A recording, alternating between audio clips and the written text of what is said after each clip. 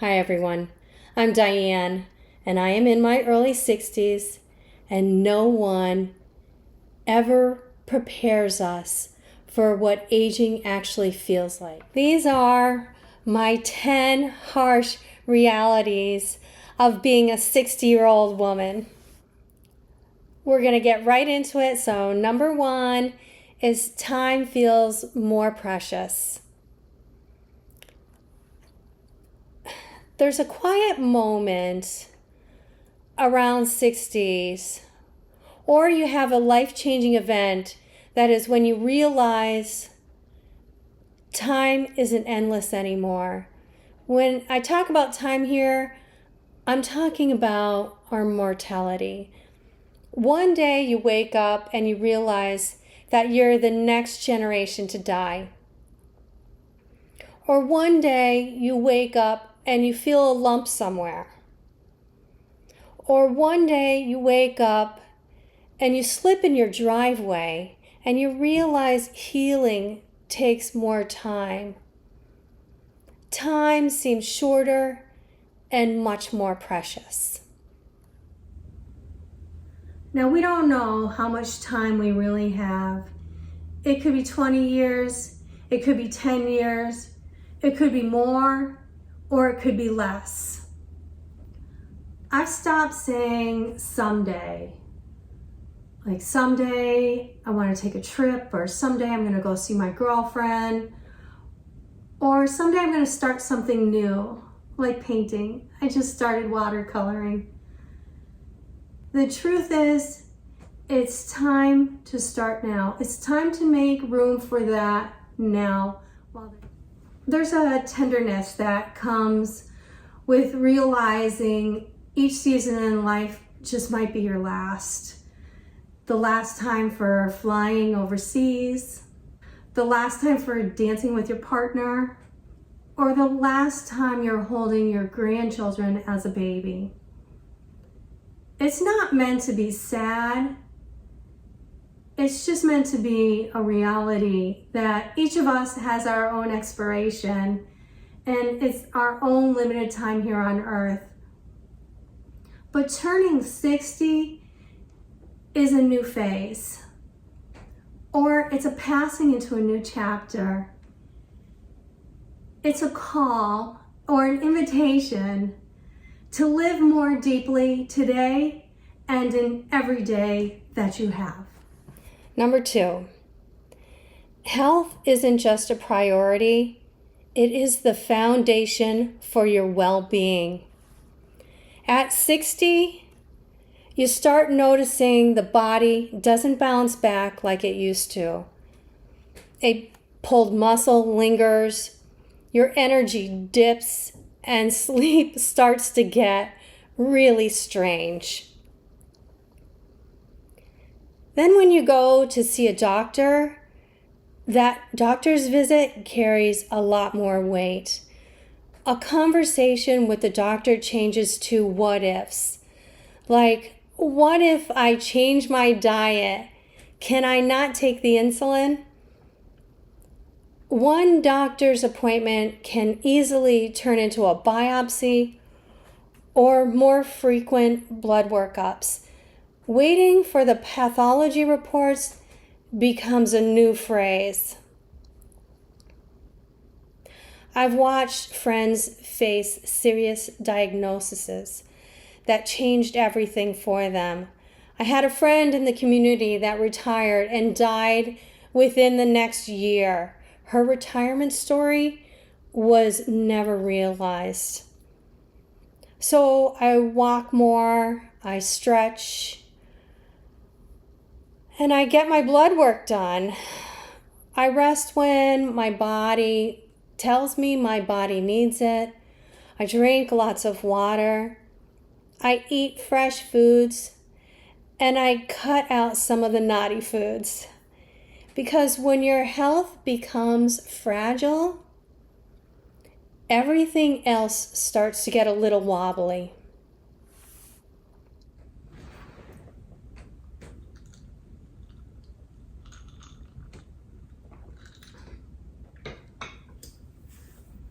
Number three, your independence starts to feel fragile.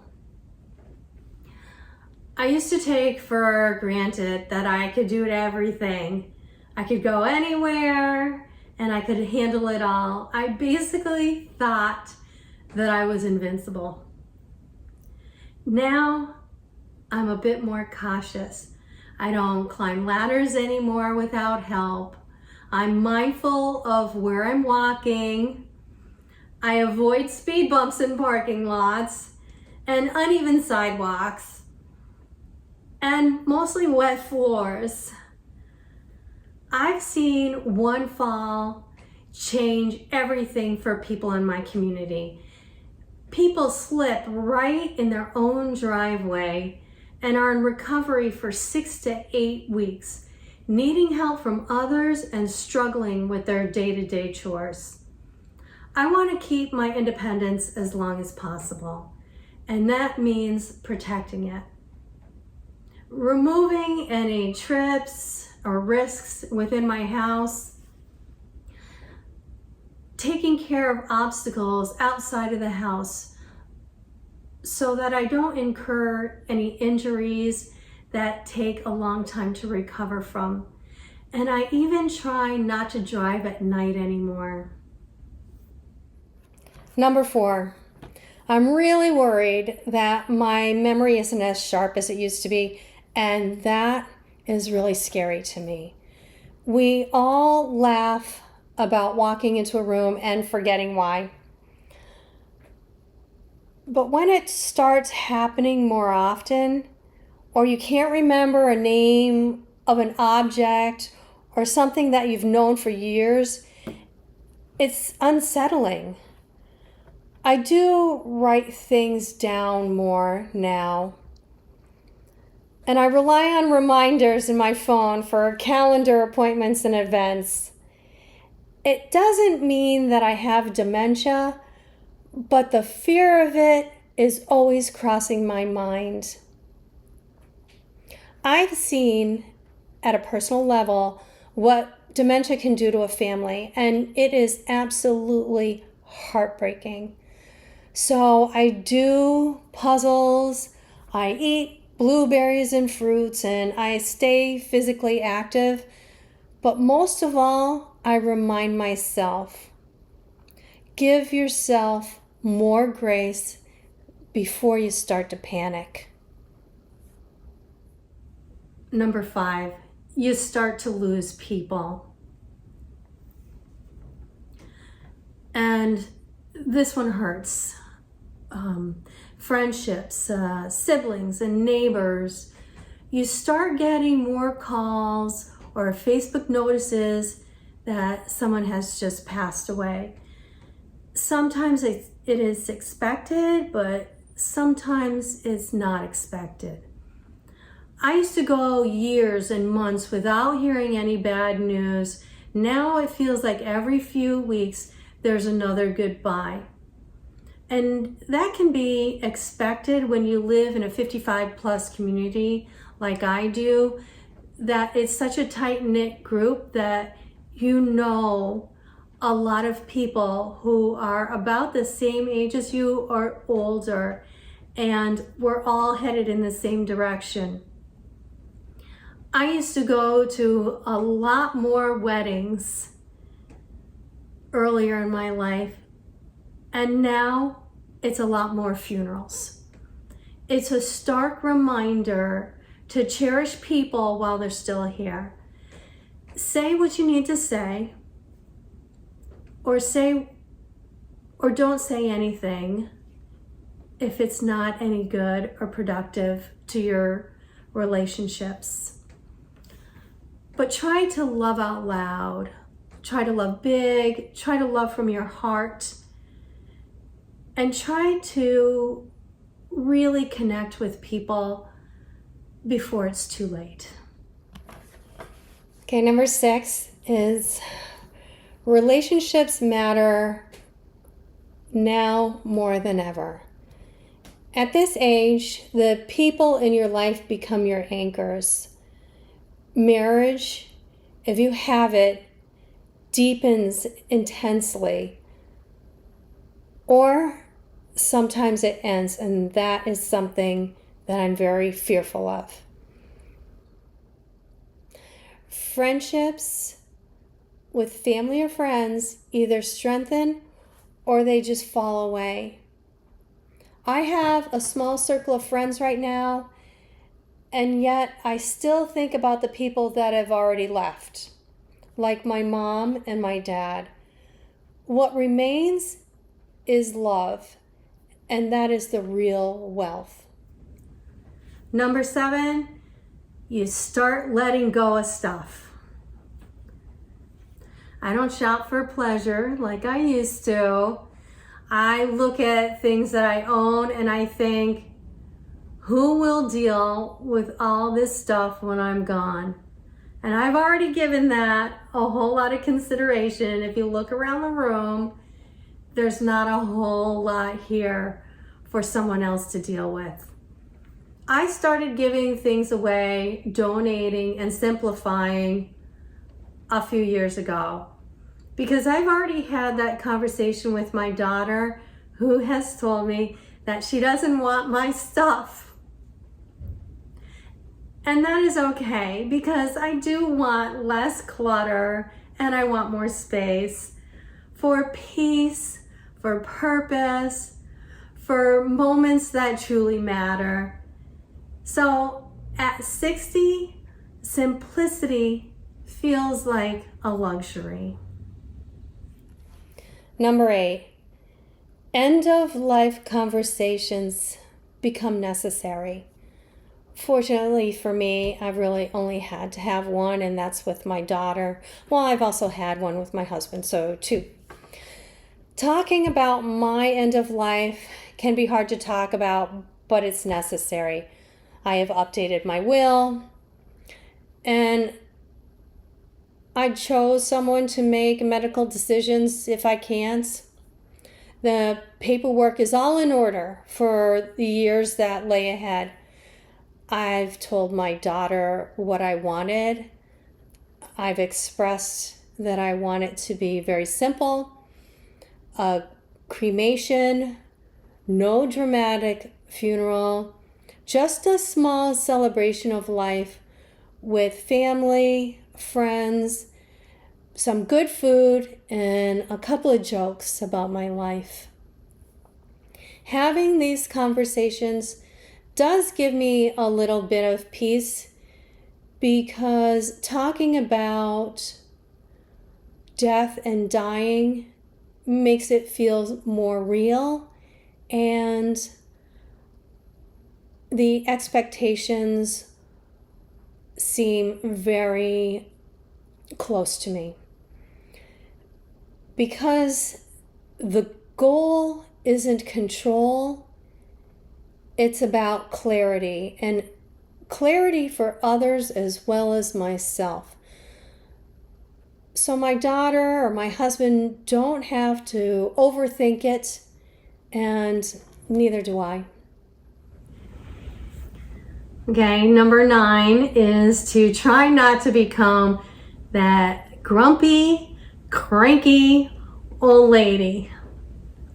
So we'll see how this pans out. But for now, I truly don't believe I don't have that personality, but you never know. It could come out through dementia or another way, but I am trying to keep that persona at a minimum. So I'm trying not to be the bitter one, the negative one, or the one who's always correcting people. The one that always talks about aches and pains. I try not to talk about my medical problems, because most likely someone else that I'm talking to or is out there that has a medical condition way worse than mine.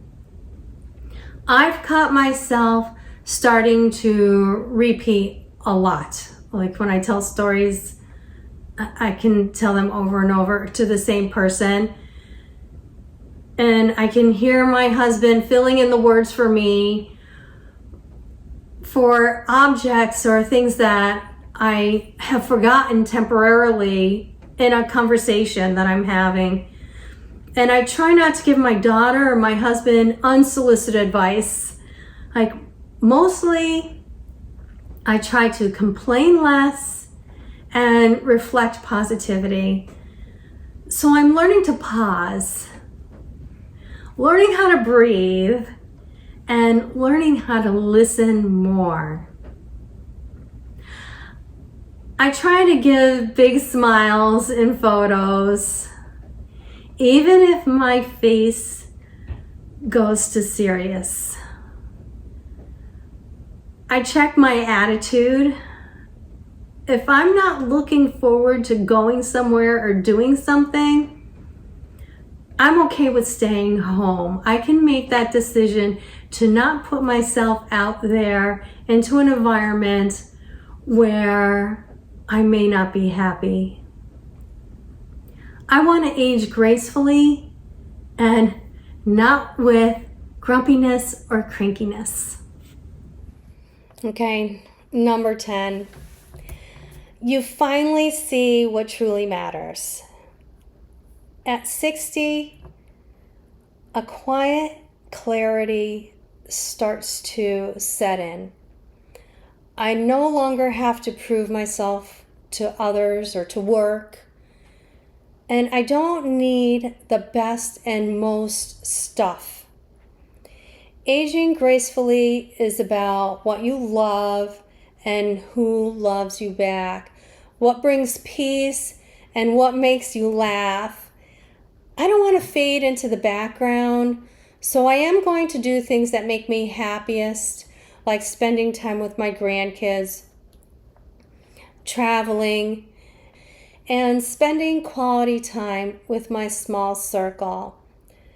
Gratitude becomes a daily practice, not because everything is easy, but because we're still here to live a good life.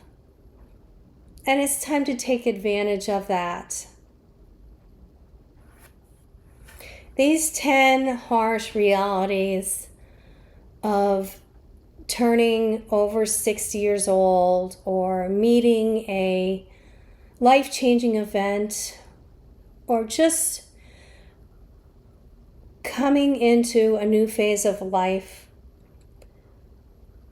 can be difficult, but these are my truths, and your truths may look totally different. So if you're in your 40s or your 50s or your 60s and even beyond, and you're feeling some shifts, some life shifts, you're not alone. There's something deeply beautiful about this stage of life. If this video resonated with you, leave me a comment down below, and let's talk about what aging really feels like for women and men just like us. Thanks for watching, and bye for now.